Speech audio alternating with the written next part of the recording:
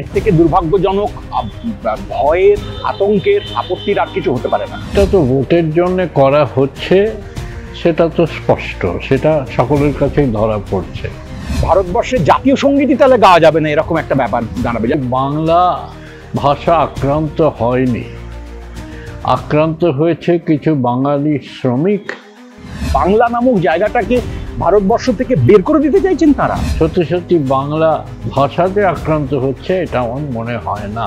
আমাদের দেশের ঘর ছাড়া শ্রমিক যাদেরকে খুব গালভরা ভঙ্গিতে পরিযায়ী শ্রমিক বলে চিহ্নিত করা হয়, এর থেকে অপমানজনক আর কিছু হতে পারে না। বাংলাদেশি বলে চিহ্নিত করে বাংলাদেশে ঠেলে পাঠিয়ে দেওয়া হয়, তাহলে তো সেটা মানবিকতার বিরুদ্ধে একটা অপরাধ। ভাষা নিয়ে বারে বারে সচেতন হতে দেখা যায় মুখ্যমন্ত্রী মমতা বন্দ্যোপাধ্যায়কে।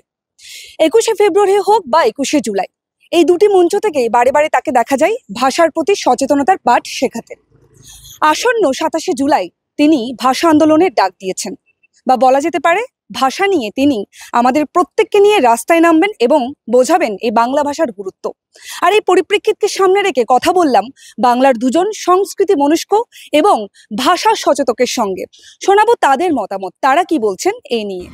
মুখ্যমন্ত্রী বা এরকম আরো যারা কখনো কখনো ভুল উদ্ধৃতি বলেন, সন্তারিকের ভুল করেন, তাদেরকে এনকারেজ করা উচিত, বা তারা বেশ করেছেন, করতেই পারেন, এরকম কথা আমি বলছি না একেবারে।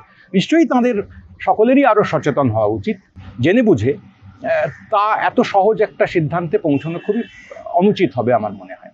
রাজনৈতিক স্তরে আরো বেশি হয় যে আমরা কখনোই নেতাকে, যে কোনো যিনি নেতৃত্বের স্থানে আছেন, তাদের মুখের উপরে একটা খুব ন্যায্য কথা বলবার সাহস সবসময় আমরা রাখি না। যে এটা ভুল হয়েছে, অপমান করার জন্য নয়, তাকে হেয় করবার জন্য নয়, এখন খুব একটা টার্ম চলে বা কথা চলে খিল্লি করা, তাকে খিল্লি করবার জন্য নয়। এটাতে শেষ পর্যন্ত যার উদ্ধৃতি ব্যবহার করা হচ্ছে তার প্রতি অসম্মান তো হচ্ছেই, এবং তার সঙ্গে সঙ্গে গোটা ভাষা ব্যবহারের যে ওজন আছে, ঐতিহ্য আছে, পরম্পরা আছে, তাকেও, তার সম্পর্কেও আমার খুব অবহেলা আছে, সেইটা প্রতিষ্ঠিত হয়ে যাচ্ছে। বলা ঠিক হবে না, তারও অবশ্যই খুব দায় আছে, নিশ্চয়ই আছে, তিনি রাজ্যের মুখ্যমন্ত্রী, তার তো দায় আছেই। এর থেকে দুর্ভাগ্যজনক ভয়ের, আতঙ্কের, আপত্তির আর কিছু হতে পারে না। আমাদের দেশের একটি নির্বাচিত সরকারের নির্বাচিত প্রধান, তিনি মুখ্যমন্ত্রী হেমন্ত বিশ্ব শর্মা, নাম করেই বলছি, মানে তিনি যে 2025 সালে দাঁড়িয়ে একটা ভাষা সম্পর্কে এরকম একটা অসূয়া, অপমানের বোধ, ঘৃণা, অপছন্দ রাখতে পারেন, এবং তার কিছু হয় না মানে আমি তাকে প্রচণ্ড কারাগারে ফেলে দাও তা আমি বলছি না, মানে তার যথেষ্ট মানে কি বলবো, পাল্টা প্রতিরোধ তাকে সহ্য করতে হয় না, তিনি বলে বল তবে এটা থাকেন এবং ভাব করেন বেশ করেছি প্রায় এরকম। সে তার থেকে দুর্ভাগ্যজনক আর কি হতে পারে? বাংলা ভাষা বললে এটা মানে একটা ভারতবর্ষের জাতীয় সঙ্গীতই তাহলে গাওয়া যাবে না, এরকম একটা ব্যাপার দাঁড়াবে। যারা যারা বাংলা ভাষায় লেখা ভারতের জাতীয় সঙ্গীত গান, তারা বিদেশি বলে যদি চিহ্নিত করেন, তো এর থেকে বড় দেশদ্রোহ, হ্যাঁ, এর থেকে বড় দেশদ্রোহ। এই কথার সূত্র ধরে বাংলা ভাষা, বিদেশিত্ব, এসবকে জুড়ে আসলে হেমন্তবাবু এবং তার সঙ্গী সাথীরা এইটাই কি আসলে বলতে চাইছেন যে এই বাংলা নামক জায়গাটাকে ভারতবর্ষ থেকে বের করে দিতে চাইছেন তারা, ভারতবর্ষ থেকে আলাদা করে দিতে চাইছেন? রবীন্দ্রনাথ এর যে লেখা গান, যে দেশের সংবিধান স্বীকৃত, যে দেশের জাতীয় সঙ্গীত বলে স্বীকৃত, গোটা পৃথিবীতে যা স্বীকৃত, সেইটা সম্পর্কে এরকম কথা মন্তব্য করার স্পর্ধা কি করে হতে পারে ওর, আমি সেটা ভাবতে পারছি না। আমাদের দেশের ঘর ছাড়া শ্রমিক যাদেরকে খুব গালভরা ভঙ্গিতে পরিযায়ী শ্রমিক বলে চিহ্নিত করা হয়, এর থেকে অপমানজনক আর কিছু হতে পারে না। এটা কারা যে তৈরি করেছিলেন এই শব্দটা আমি জানি না।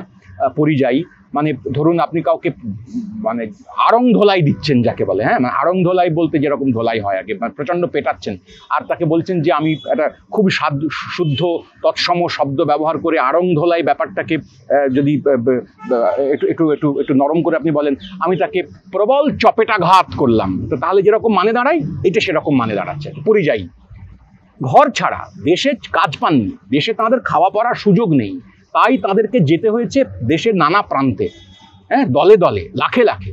সেই সব লোকেরা গিয়ে তাদের ভাষায় কথা বলেছেন, কি বিরাট অপরাধ।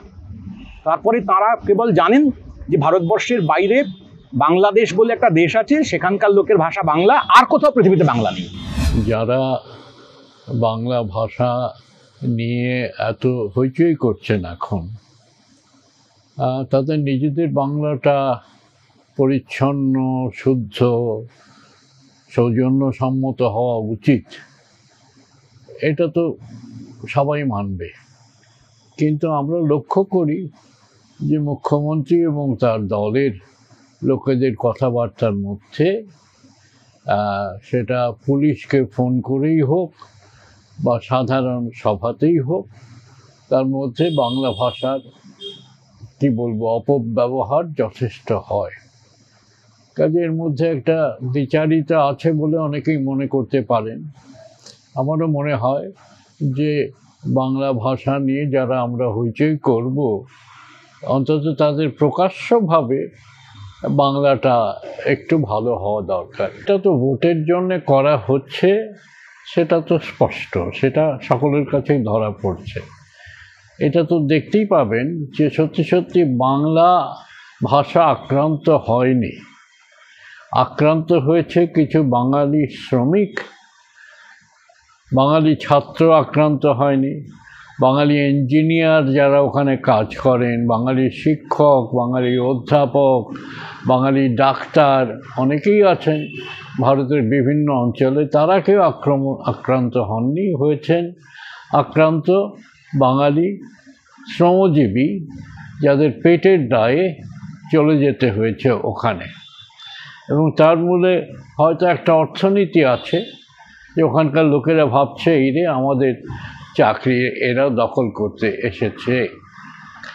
এর মধ্যে কি জটিলতা আছে আমি জানি না। এদেরও ডেকে নিয়ে যাওয়া হয়, পয়সা দিয়ে ডেকে দেবে, পয়সার লোভ দেখিয়ে।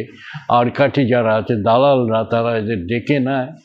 কিন্তু হয়তো স্থানীয় লোকেদের, ওই শ্রেণীর লোকেদের একটা বিদ্বেষ তৈরি হয়।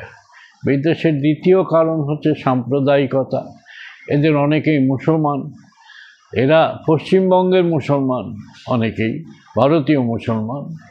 কাজেই সেসব এরা কিছু না জেনে এদের বাংলাদেশি ভেবে এদের ওপর বিদ্বেষ ফলায়।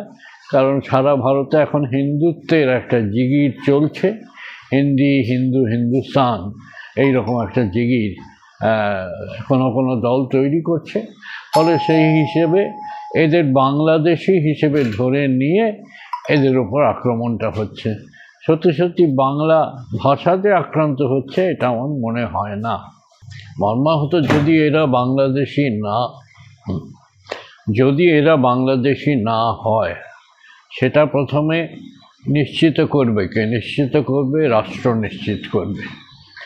এবং বাংলাদেশি না হলে এদের সংবিধানগত অধিকার, অর্থাৎ ভারতের যে কোনো জায়গায় গিয়ে চাকরি নেবার অধিকার, ব্যবসা করার অধিকার, এমনকি বাস করার অধিকার, বাড়ি করে বাস করার অধিকার, এই সাংবিধানিক অধিকার নিশ্চিত করতে হবে কেন্দ্রকে এবং রাষ্ট্রকে নিশ্চিত করতে হবে।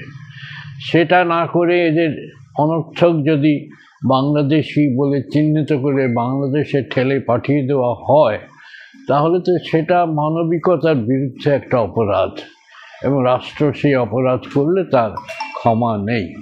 কাজে আমি মনে করি এইটা রাষ্ট্রের দেখা উচিত যে এরা সত্যি সত্যি বাংলাদেশি কি না। বাংলা ভাষা শুধুমাত্র কথা বলার মাধ্যমই নয়, একই সঙ্গে পরিচয়, সংস্কৃতি এবং আত্মমর্যাদারও বিষয়। সঠিকভাবে বাংলা ভাষা বলা এবং লেখাই এই ভাষার প্রতি প্রকৃত সম্মান, বলছেন বিশিষ্টরা। আপনারা দেখছেন দ্য ওয়াল, চোখ রাখুন দ্য ওয়ালের পর্দায়। খবর এখন এখানে। ক্যামেরায় সৌম্যদীপের সঙ্গে প্রিয়া, দ্য ওয়াল, কলকাতা।